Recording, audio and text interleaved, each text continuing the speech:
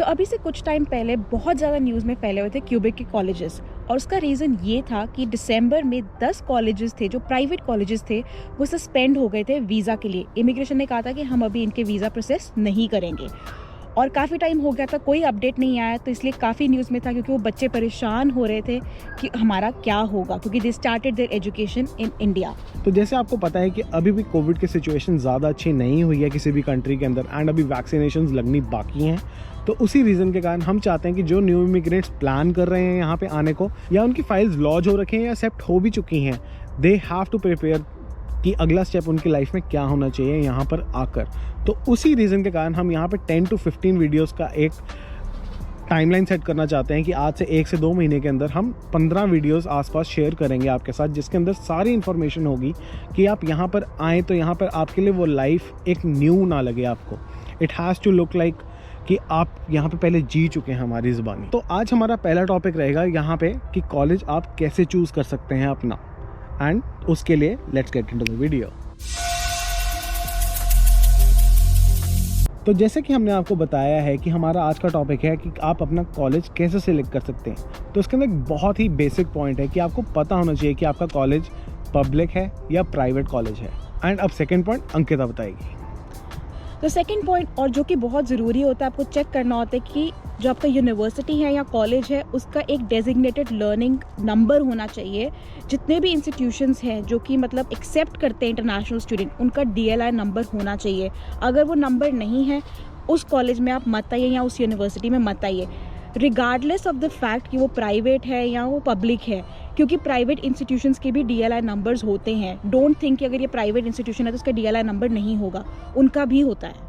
तो अगर आपको चेक करना है कि आपका जो इंस्टीट्यूशन है वो डेजिग्नेटेड लर्निंग इंस्टीट्यूट है कि नहीं, तो आप चेक कर सकते हैं। हम लिंक डिस्क्रिप्शन में डाल देंगे to make it easy for you guys. Yes. तो हम थर्ड पॉइंट के ऊपर आते हैं, जो कि मेरे को लगता है कि बहुत ही ज़्यादा इंपॉर्टेंट है, क्योंकि उसके ऊपर बहुत बार झूठ भी बोला जाता है। जैसे एजेंट्स हमें यहाँ पे हमारे होम कंट्री में हमें बताते हैं कि ये कॉलेज टोरंटो में पड़ेगा या ये कॉलेज यहाँ पे पड़ेगा, बट वो कॉलेज बहुत ही ज़्यादा दूर होता है टोरंटो सिटी से। यहाँ पे एक ऐसी यूनिवर्सिटी है वाटरलू के नाम से, which is university of Waterloo. तो एक ऐसे ही हमारे को किसी ने बताया था कि एजेंट ने उसको बताया था ये टोरंटो के अंदर यूनिवर्सिटी है, बट ये यूनिवर्सिटी कम से कम 100 किलोमीटर दूर है टोरंटो से। तो उस रीज़न के कारण क्या होता है कि वाटरलू एक टाउन है, it is not a city जैसे टोरंटो है। तो वहाँ पे जॉब अपॉर्चुनिटीज़ बहुत कम रह जाती हैं, and for survival you have to get nominal या बेसिक जॉब्स वहाँ पे। चाहे आप कहीं पे भी वो जॉब्स कर रहे हैं, बट आपको जॉब्स करनी ही पड़ती हैं शुरू में जब आप कनाडा में आते हैं। तो उस रीज़न के कारण वहाँ पे जॉब्स बहुत ही कम होती हैं, एंड लोगों को यहाँ पे मेन सिटी जैसे मिसिसागा, ब्रैम्पटन या टोरंटो में आके रहना पड़ता है। And then they have to travel every day to the college, 100 kilometre एक साइड जाना एक साइड आना, which makes it a lot of burden on students. तो area and location is very important. तो अब हम आते हैं अगले पॉइंट पे, जो कि होता है कोर्सेज। सो कोर्सेज जो आपको सिलेक्ट करने हैं, सबसे पहले होगा कि आपको अपना जो कोर्स है वो आपको स्ट्रीम लाइन होना चाहिए, कि जो आपने पढ़ाई की हुई है उसी के रिगार्डिंग होना चाहिए। कि सपोजिटली अगर आपने आर्ट्स में पढ़ाई की है तो ये नहीं है कि आर्ट्स के बाद आप इंजीनियरिंग करें या इंजीनियरिंग के बाद आप आर्ट्स कर रहे हैं। The reason for that is कि जो इमिग्रेशन है वो चेक करती है कि बच्चा जो पढ़ने आ रहा है वो उसकी प्रोग्रेशन में है भी है कि नहीं है। अगर उनको लगेगा कि इसको कोई बेनिफिट ही नहीं होने वाला तो वो कहेंगे कि नहीं, we don't feel that you are a genuine student, they will decline the visa. So make sure your courses are streamline with your studies. और अगर ऐसा नहीं है, कई बार ऐसे होता है कि हम पढ़ लेते हैं, हम जॉब भी कर लेते हैं, but after certain time we realise that this is not what we wanted to do. तो उस टाइम पे अगर आप चेंज कर रहे हो अपना कोर्स, तो एक स्टेटमेंट ऑफ पर्पस होती है, स्टेटमेंट ऑफ इंटेंट होती है जिसको हम बोलते हैं, आप वो लिखिए, उसमें एक्सप्लेन कीजिए कि आप क्यों इस टाइम पे अपना करियर शिफ्ट कर रहे हैं। सो वो चीज़ बहुत ज़रूरी है, आपको अपने ध्यान में रखनी चाहिए।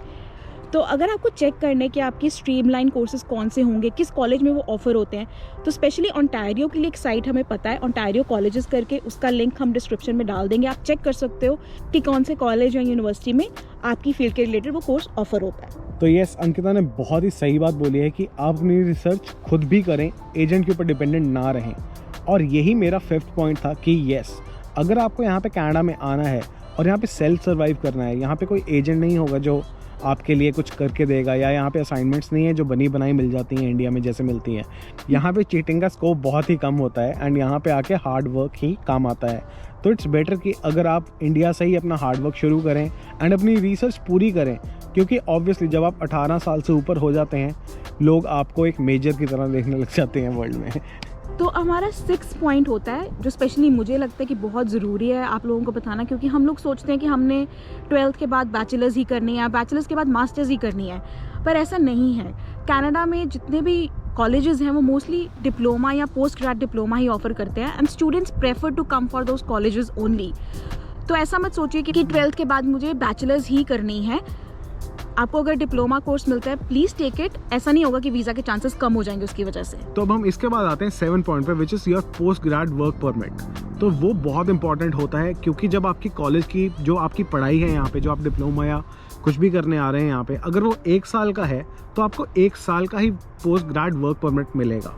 एम आई राइट? यस।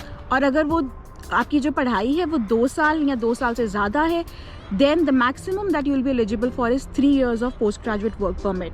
पर आप ये ध्यान में ज़रूर रखिए कि आप जहाँ भी आ रहे हैं, जो यूनिवर्सिटी है या कॉलेज है, वो पोस्ट ग्रेजुएट वर्क परमिट के लिए एलिजिबल भी है, क्योंकि काफ़ी इंस्टीट्यूशंस हैं जिनके पास DLR नंबर होता है पर they are not eligible for post graduate work permit. And on the other hand काफ़ी प्राइवेट इंस्टीट्यूशंस हैं जिनके पास DLR नंबर भी है और वो पोस्ट ग्रेजुएट वर्क परमिट भी ऑफर करते हैं। Yes, so choose wisely. तो आज का जो टाइम चल रहा है जैसे कोविड है, तो उसके कारण एक बहुत इंपॉर्टेंट पॉइंट है और ये हमारा लास्ट पॉइंट भी है, which is your quarantine plan. जितने भी यूनिवर्सिटीज़ हैं या कॉलेजेस हैं उनको अपना क्वारंटीन सपोर्ट प्लान सबमिट करना था। दिस वाज बैक इन 2020 और जिन्होंने सबमिट किया है और अप्रूव हो गया है उन्हीं यूनिवर्सिटीज़ और कॉलेजेस के बच्चे ट्रैवल कर सकते हैं। अगर वो कॉलेज या यूनिवर्सिटी के पास वो प्लान नहीं है तो you can not travel. So make sure आपकी जो यूनिवर्सिटी है या कॉलेज है उनके पास वो पूरा प्लान हो, आप उनसे पूछ सकते हैं, क्योंकि काफ़ी यूनिवर्सिटीज़ उनकी सेपरेट टीम है जो कि सपोर्ट करती है इस चीज़ के लिए।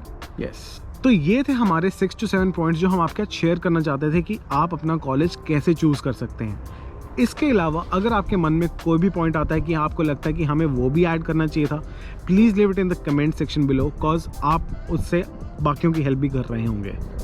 So that's it for today's video guys. अगर आपको पसंद आई हो please like and subscribe to our channel and stay tuned for more videos.